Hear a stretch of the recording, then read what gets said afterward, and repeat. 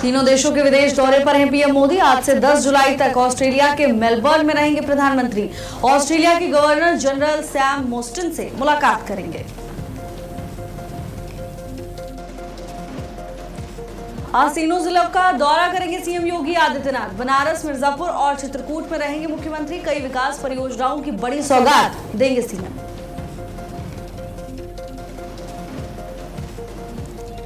बद्रीनाथ मंदिर में चढ़ावा चोरी, मंदिर समिति का कर्मचारी सस्पेंड, हो सकती है कानूनी कार्रवाई। सीएम धामी ने गठित की एसआईटी।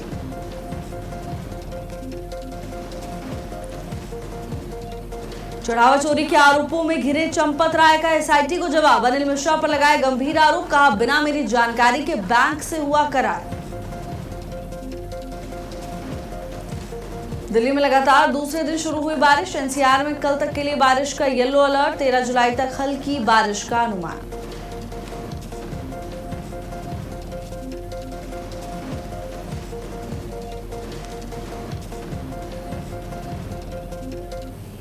नमस्कार, बहुत स्वागत है आपका। भारत अपडेट देख रहे हैं आप। मैं हूं आपके साथ भावना त्रिपाठी। मुख्यमंत्री योगी आदित्यनाथ का वाराणसी दौरे का आज दूसरा दिन है। कैशलेस चिकित्सा योजना लॉन्च करेंगे मुख्यमंत्री।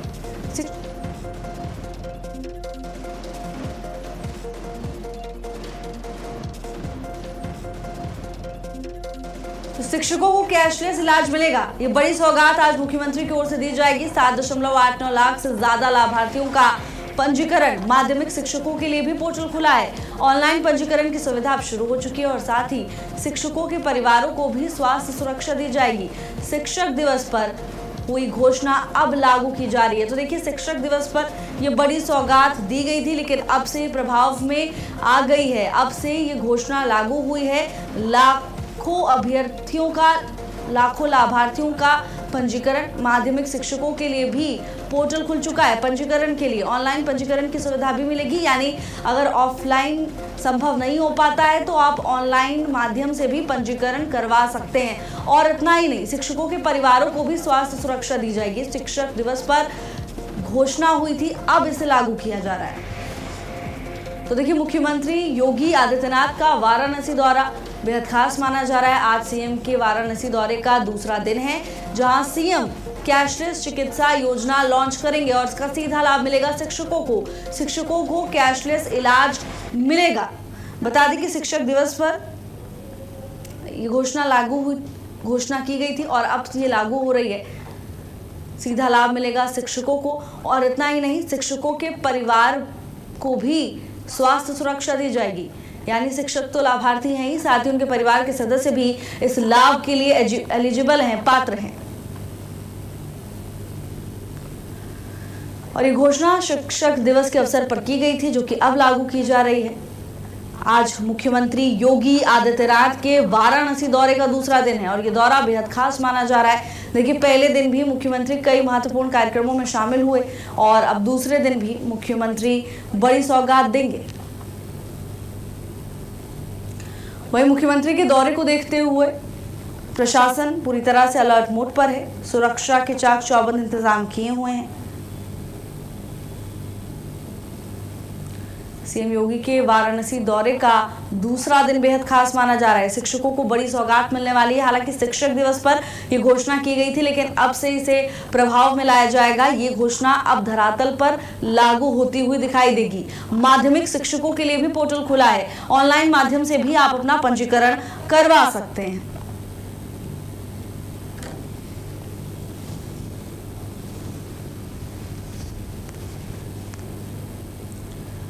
शिक्षकों को कैशलेस इलाज मिलेगा। शिक्षक दिवस पर हुई घोषणा अब लागू की जा रही है।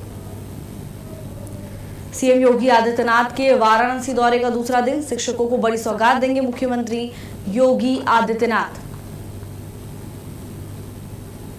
तो अब आसानी से अध्यापकों को कैशलेस इलाज उपलब्ध कराया जाएगा।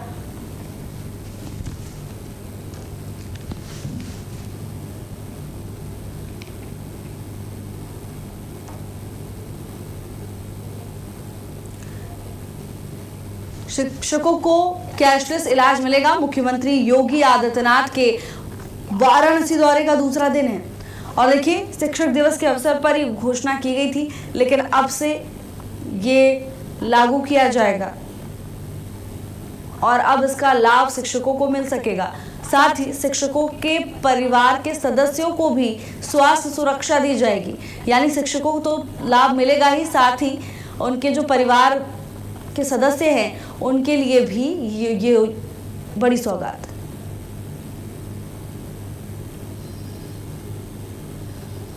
तो शिक्षकों को कैशलेस इलाज की सुविधा उपलब्ध कराई जाएगी।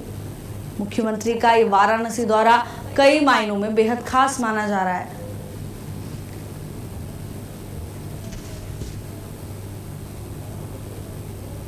और वहीं बद्रीनाथ में चढ़ावा चोरी पर बड़ा एक्शन देखने को मिला है। चढ़ावा कांड में राज्य सरकार पूरी तरह से सख्त नजर आ रही है। सीएम धामी के निर्देश पर समिति का गठन किया गया है। मामले में 15 दिनों में समिति रिपोर्ट सौंप देगी। मामले में सबूत मिलने के बाद निजी सचिव को सस्पेंड कर दिया गया है। तो देखिए, लगातार इस पूरे मामले को लेकर राज्य सरकार सख्त नजर आ रही है। खुद उत्तराखंड के मुख्यमंत्री पुष्कर सिंह धामी ने एसआईटी गठित की है। 15 दिनों में रिपोर्ट ये समिति सौंपेगी। मामले में सबूत मिलने के बाद निजी सचिव को सस्पेंड कर दिया गया है। चढ़ावा कांड में राज्य सरकार पूरी तरह से सख्त नजर आ रही है। निजी सचिव पर गाज गिरी है। सीएम के निर्देश पर गठन हुआ है टीम का। मामले में 15 दिनों में रिपोर्ट समिति सौंपेगी। मामले में सबूत मिलने के बाद निजी सचिव सस्पेंड।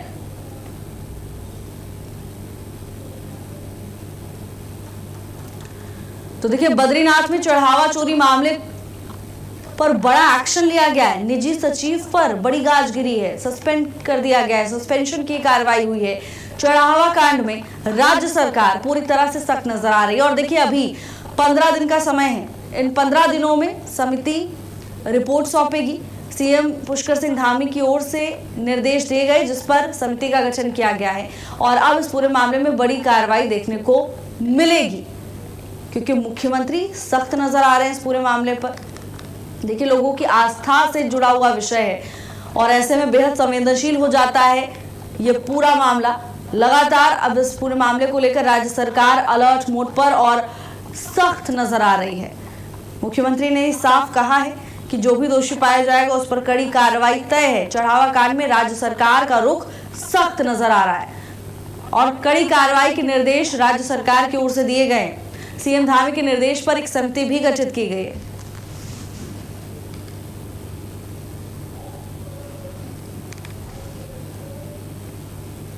और वहीं आज सोनभद्र जाएंगे बीजेपी प्रदेश अध्यक्ष पंकज चौधरी का पहला सोनभद्र दौरा। स्वागत को लेकर तैयारियां तेज हैं।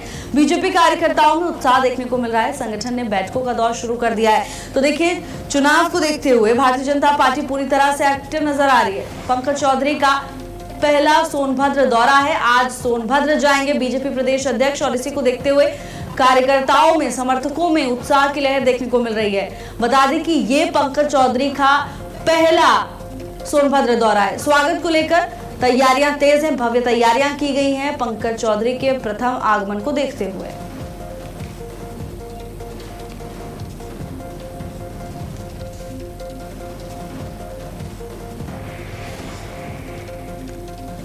और देखिए, संगठन में बैठकों का दौर शुरू हो चुका है।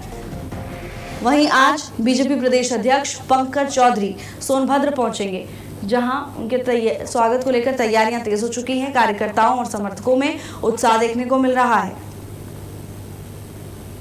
स्वागत को लेकर भव्य तैयारियां कार्यकर्ताओं और समर्थकों की ओर से की गई हैं। संगठनात्मक तौर पर यह दौरा बेहद खास माना जा रहा है और संगठन की बैठकें भी लगातार शुरू हो चुकी है।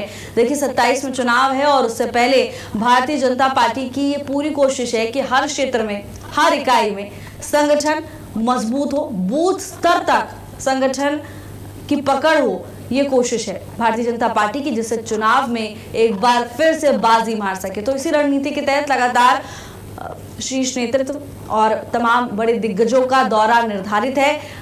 आज सोनभद्र जाएंगे बीजेपी प्रदेश अध्यक्ष पंकज चौधरी।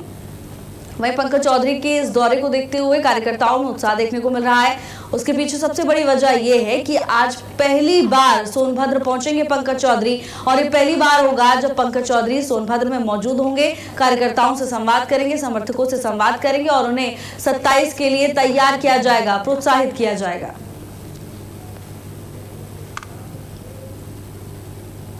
आज पीथमपुर दौरे पर जाएंगे मुख्यमंत्री मोहन यादव। अत्याधुनिक विनिर्माण संयंत्र का उद्घाटन करेंगे सीएम बनने के बाद पहला पीथमपुर दौरा है ये मुख्यमंत्री का। मल्टीनेशनल कंपनी के प्लांट का भी उद्घाटन सीएम करेंगे। रोजगार और निवेश को बढ़ावा मिलेगा। औद्योगिक विकास पर फोकस रहने वाला है। सीएम बनने के बाद ये पहली बार होगा जब मोहन यादव पीथमपुर पहुंचेंगे। मल्टीनेशनल कंपनी के प्लांट का भी उद्घाटन मुख्यमंत्री की ओर से किया जाएगा। वहीं सीएम के आगमन को देखते हुए तमाम तैयारियां तेज हैं। रोजगार और निवेश को बढ़ावा मिलेगा। औद्योगिक विकास पर फोकस रहने वाला है, यानी किस तरह से इंडस्ट्रियल एरिया को और ग्रो करना है इस क्षेत्र में, तमाम चीजों पर फोकस रहने वाला है। आज पीथमपुर दौरे पर रहेंगे मध्य प्रदेश के मुख्यमंत्री डॉक्टर मोहन यादव।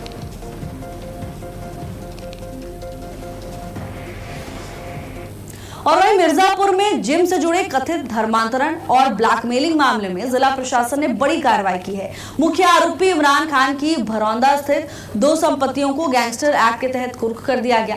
प्रशासन ने मौके पर नोटिस चस्पाकर कार्रवाई की जानकारी दी है। पुलिस के मुताबिक इस मामले में इमरान समेत 10 आरोपी जेल में बंद है।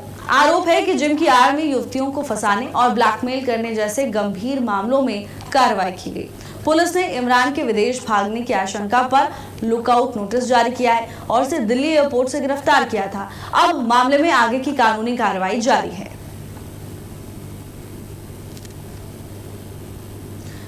मनीष त्रिपाठी हमारे साथ जुड़ चुके हैं तमाम जानकारी लेकर। मनीष, क्या जानकारी पूरे मामले पर? जी, हम आपको बता दें कि ये मिर्जापुर में जो है ये बहुचर्चित जिम जिहाद कांड रहा है और इसके जो मुख्य आरोपी इमरान है उसके लगभग 11 करोड़ से ज्यादा की संपत्ति जो है कल ये सरकार ने जिलाधिकारी महोदय के उसके निर्देशानुसार जो है वो सीज कर दी गई है। और ये जो है वहाँ पे जो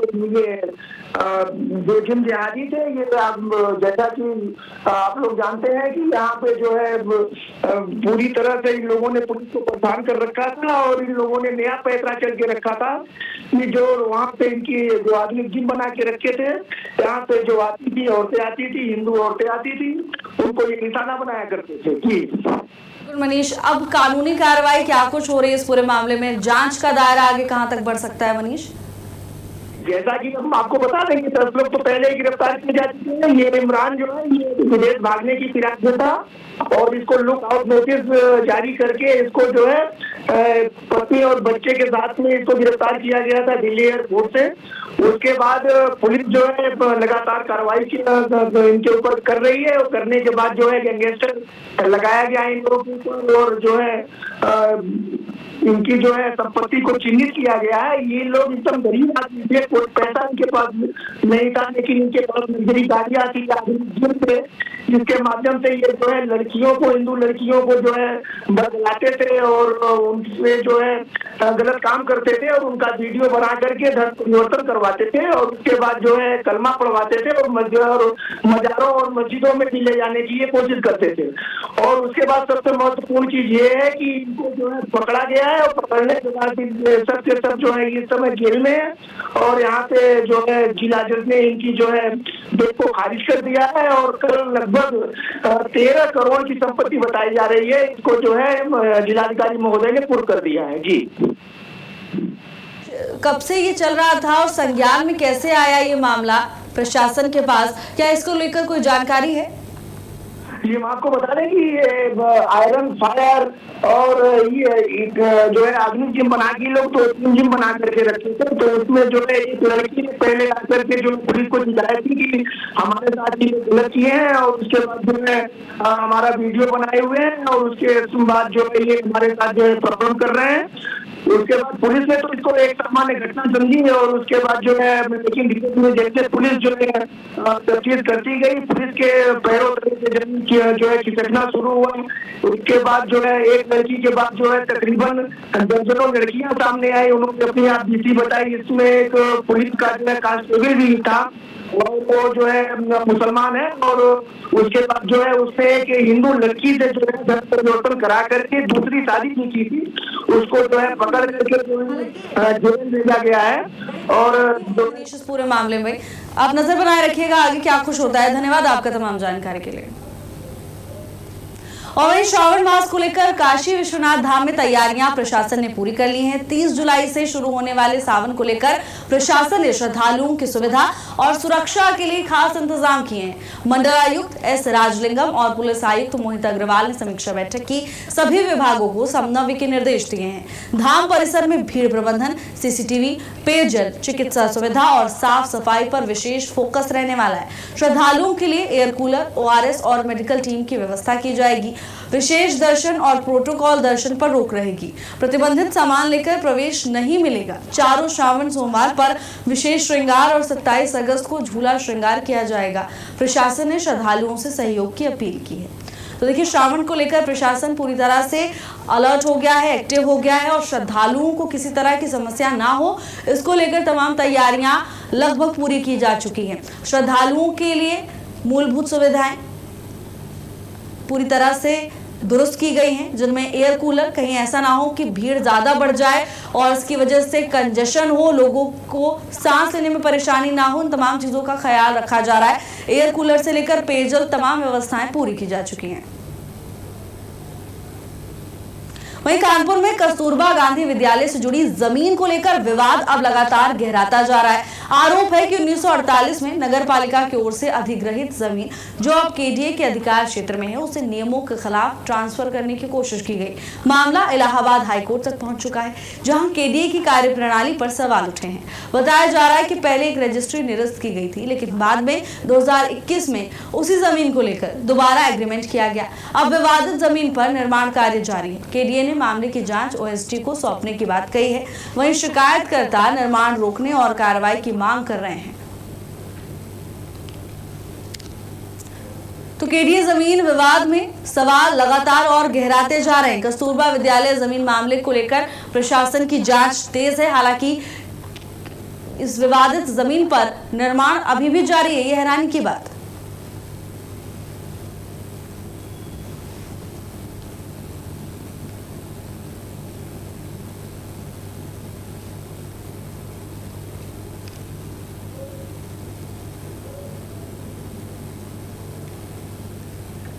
स्कूल जो है नगर महापालिका ने प्लाट नंबर 182 इसको लीज डीड की थी, मगर कस्तूरबा ने किसी दूसरे को लीज डीड ट्रांसफ़र कर दिया, बेच दिया। और वही आदमी उसका निर्माण करा रहा। केडीए में शिकायत की भी गई, उसमें कोई भी जो है रुचि नहीं ली गई। और एक जमींदार के भांजे हैं वाजपेयी जी, नरेंद्र वाजपेयी, उन्होंने एक एग्रीमेंट कर दिया है जिसमें आराजी खोल दी 162, 149, 197, 192, 123 इसका एग्रीमेंट भी कर दिया है फर्जी। और उसको जो है अब उसी तरह से वो बेच रहे हैं और सब केडीए के प्लाट हैं। लीज पर दी गई जमीन का एक बड़ा खेल सामने आया है। जी हम बात कर रहे हैं एक बड़े लैंड बैंक की, जो 99 साल की लीज पर दी जाती है, लेकिन उसके बाद उसी जमीन को जो है रजिस्ट्री कर दी जाती है। शिकायतकर्ता शिकायत दर्ज कराता है, इसकी लड़ाई लड़ता है तो रजिस्ट्री कैंसिल होती है, लेकिन फिर से उसकी रजिस्ट्री कर दी जाती है। शिकायतकर्ता लगातार, अगर हम बात करें वो कोर्ट के और कानपुर विकास प्राधिकरण के, नगर निगम के, सब जगह के लगातार चक्कर लगा रहा है। लेकिन अगर हम उसकी माने तो उसका साफ तौर से आरोप है कि इसमें केडीए के कर्मचारी जो है वो मिले हुए हैं, उनकी मिली भगत है, जिसकी वजह से कोर्ट के आदेश होने के बावजूद भी लगातार उस स्कूल में काम जारी है और चल रहा है। वहीं हमने आज इस मामले को लेकर केडीए के सचिव से इस बारे में जब बात करनी चाहिए तो उन्हीं ने साफ तौर से कहा कि जो आप मामला हमारे सामने लाए हैं ये संज्ञान में तो है, लेकिन इसकी रिपोर्ट हम OSD से मांग रहे हैं। OSD 1-2 दिन में इसकी जब रिपोर्ट हमें देंगे या तो हम या OSD अपना पक्ष रखेंगे। कैमरा पर्सन शशांक शुक्ला के साथ इब्ने हसन जैदी, भारत अपडेट, कानपुर। वहीं कानपुर पुलिस ने करीब 4 करोड़ 93 लाख रुपए के साइबर फ्रॉड का बड़ा खुलासा करते हुए 3 शातिर आरोपियों को गिरफ्तार कर लिया है। आरोप है कि ठगों ने संस्था को डोनेशन दिलाने का झांसा देकर पीड़ित के मोबाइल में एपीके फाइल इंस्टॉल कराई और बैंकिंग का पूरा एक्सेस हासिल कर लिया। इसके बाद करोड़ों रुपए का अवैध लेन देन किया गया। संयुक्त कार्रवाई में पुलिस ने 3 आरोपियों को गिरफ्तार कर लिया है। 48 SIM card, 1 laptop, 3 mobile, bank दस्तावेज और अन्य डिजिटल सबूत बरामद किए गए। पूछताछ में गिरोह के अन्य सदस्यों के नाम भी सामने आए हैं। पुलिस अब पूरे साइबर नेटवर्क और पैसों की ट्रेल की जांच में जुटी हुई है। तो देखिए, प्रशासन की ओर से अब इस पूरे मामले को लेकर बड़ी कार्रवाई की जा रही है, लेकिन शातिर आरोपी प्रशासन के शिकंजे में। पीड़ित के मोबाइल फोन में एपीके फाइल इंस्टॉल कराई और इसी के जरिए बैंक से धनराशि गायब कर दी। हालांकि प्रशासन इन आरोपियों तक पहुंच चुका है।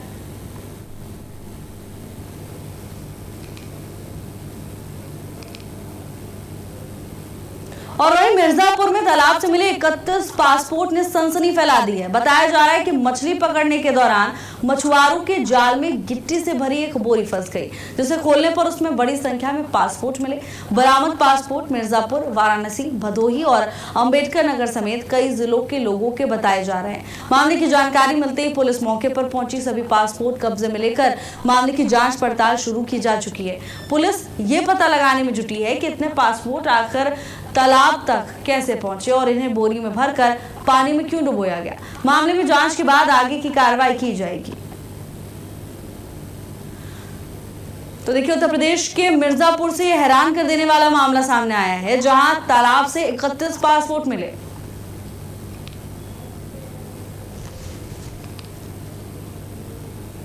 पासपोर्ट कहाँ मिला था? पोखरा तालाब में। कौन सा तालाब है? ये मुलाबा पोखरा तुलापुर में। दसकुबीर बाबा मंदिर। दसकुबीर बाबा मंदिर ऊपर मछली मरा था तालाब में, तो उसी जाल में फंस करके ऊपर आया। तो लोग कहे कि इसमें क्या है, इसमें क्या है। तो लोग बाहर निकाले तो खोले तो उसमें गिट्टी बोरी था। बोरी में गिट्टी भर के पासपोर्ट भर करके अब मुँह ओकर बांध करके तालाब में फेंक दिए। कितना पासपोर्ट है ये? है हमारे पास है ये टाइम 26 थे। थाना क्षेत्र कछवा में 31 पासपोर्ट ही मिले हैं, तालाब में मिले हैं। और जो मछुआरे थे उनके विचरण के दौरान हमको ये मिले। इस सूचना पर तत्काल थानाध्यक्ष ने जाकर उनको रिकवर किया है और इसमें अग्रिम विधिक कार्रवाई की जा रही है। सर, क्या कुछ अभी तक अपडेट हो पाया? जो तथ्य प्रकाश में आएंगे आपको उससे अवगत कराया जाएगा। और फिलहाल के इस बुलेटिन में मेरे साथ बस इतना ही। देश और दुनिया की तमाम बड़ी खबरों के लिए देखते रहिए भारत अपडेट। नमस्कार।